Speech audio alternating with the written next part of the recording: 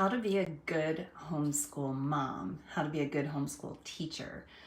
I got an email from a reader this morning that I could tell she was filled and riddled with anxiety. And the core of her question was, how can you be a good homeschool teacher? How can you be a good homeschool mom?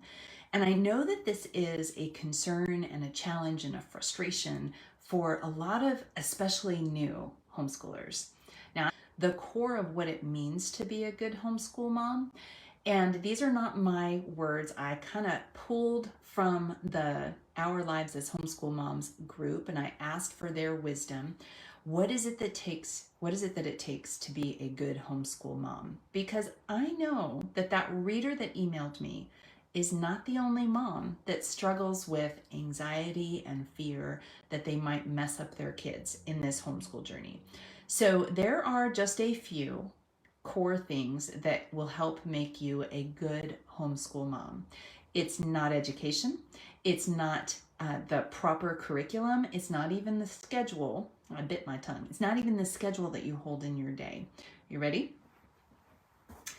The very first benchmark of a good homeschool mom is love.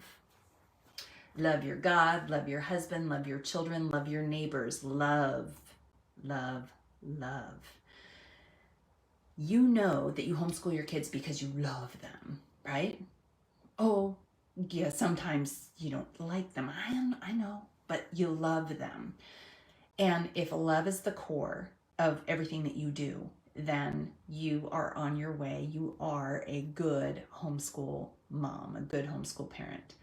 The next benchmark of being a good homeschool mom, parent, teacher, is kindness. Wrap everything that you do with kindness. Now, I know I'm not always the nicest person on the planet either. And I'm sure that I could line up some witnesses to testify to that truth.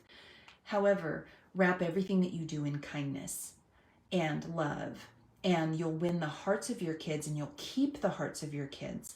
And at the end of the day, now we're not gonna mince words and we're not gonna pretend that we're awesome just because we're awesome.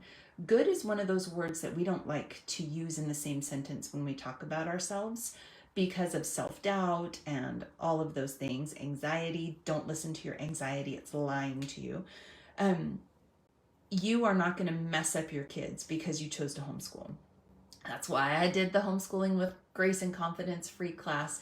It's why I'm out here again, because it's so important that you know that you've got this. Okay, so love and wisdom. The next thing is manners. Make sure in your homeschooling that manners trump academics. We don't want to raise little jerks that we set off into the world. Instead, manners is where it's at. Opening doors for strangers, picking up things for an elderly person that dropped their bag of groceries, saying thank you for a delicious dinner, saying please, I would love some more. Please, sir, I would love some more. Teaching them to walk into the kitchen, to roll up their sleeves and to say things like, put me to work. That's my favorite. Manners, right? We teach our kids manners, how to be kind, focusing on one core thing at a time until they master it, and then teaching them the do-over so that when they fail, because they will, that they can just say do-over and they back up and they do it again. The next benchmark of a good homeschool teacher is wisdom. Not being a wise Alec, but recognizing that age and experience, knowing what works and doesn't work, is wisdom, right? Now, you and I know that wisdom comes from the Word of God, but wisdom is not always something that we have in the moment. One of my favorite things to talk about is gray-haired wisdom. Whenever you're stumped, recognize that there's somebody that's gone before you, and if she's a homeschooler, she wants to tell you what didn't work because she doesn't want you to repeat her mistakes. You are supposed to make new and more awesome mistakes. So make sure you reach out to someone with grayer hair that you like the fruit on her tree, right? Her kids are awesome. Her kids are kind. Her kids are smart. She and her husband get along most of the time. gray-haired wisdom. So that's a benchmark of being a good homeschool teacher, good homeschool mom. The next thing is truth. Now, like I said on the YouTube video that I just did, truth is almost a bad word these days. People like to argue about what's true and what's not true. Black, white, gray. Oh, the world loves to be in that gray area. But focus on the truth that homeschooling your kids is, as of today, homeschooling your kids is the choice that you've made, and you're confident that this is what you're supposed to be doing today, and that you can stand on that truth as you educate your kids. So a good homeschool teacher focuses on love, kindness, manners, wisdom, and truth. And this one, this top one, this laughter, that's like the biggest challenge for me. I'm not a very funny person. I'm just not. I'm the oldest of 4, and my mom always said that I was born a grown-up. So I was that little girl that sat by her mom while she was having coffee and never wanted to go out and play. And when she would send me out to play, it was so that I could tattle on my little sisters and my brother, because I was definitely going to come inside and tell mom that they are not doing what they're supposed to be doing. So laughter is secret sauce in teaching and in parenting. And when it works, I look at it and I go, why do I always try the serious stuff? I should always go for laughter first, especially because I've got some very seriously funny, witty kids. But being a good homeschool mom means that we give ourselves permission to not take ourselves so seriously, to be a hot mess and fabulous at the same time, right? And to know that we don't need to have all the answers, and that it's okay to be silly. It's okay to play. It's okay to laugh so hard that our belly hurts.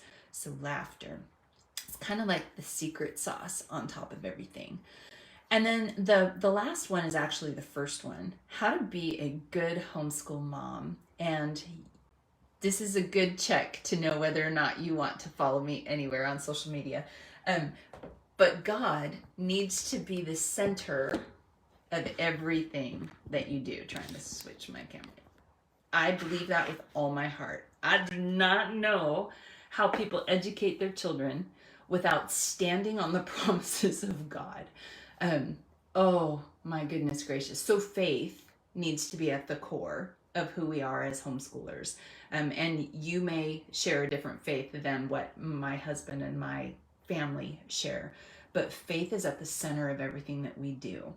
This world is like ready to waterfall our kids with what they think they should be and what they think they should do and what they think they should know. Hey Jen, hey Judy.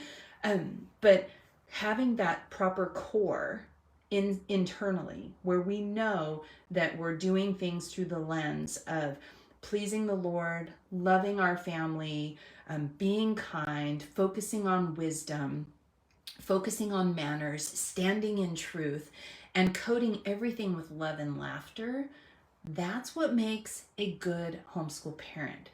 Don't buy the lie that you have to have a PhD in someology in order to be awesome. You don't. You don't need to have graduated from college. You don't need to have a master's degree in anything. You don't need to be certified in anything but awesome. Just dropped my paper. You can be a good homeschool mom, but don't get hung up on the word good. I'm not saying that we're all that. Like, we're not supposed to pat ourselves on the back per se. We're just supposed to focus on the things that matter. And when you focus on the heart and the core of love and faith and truth and manners and kindness and laughter and joy, wisdom, when you focus on those things, you can stack academics on top of that foundation all day long. Well, don't do it all day long, because that's not fun, right? Don't do academics all day long. Take a break, go for a walk, throw a snowball, splash in a puddle. But you've got this, and I want you to know that you've got it. And we all struggle with anxiety. We all struggle with that fear and that doubt that we're going to mess up our kids. But you won't if you focus on the core, focus on the heart. And at the end of the journey, when your hair's gray like mine, you'll look back and you'll go, gosh, I am really, really glad that we chose to homeschool our kids. So anyway, have a wonderful day. Love you guys, and I'll see you next time.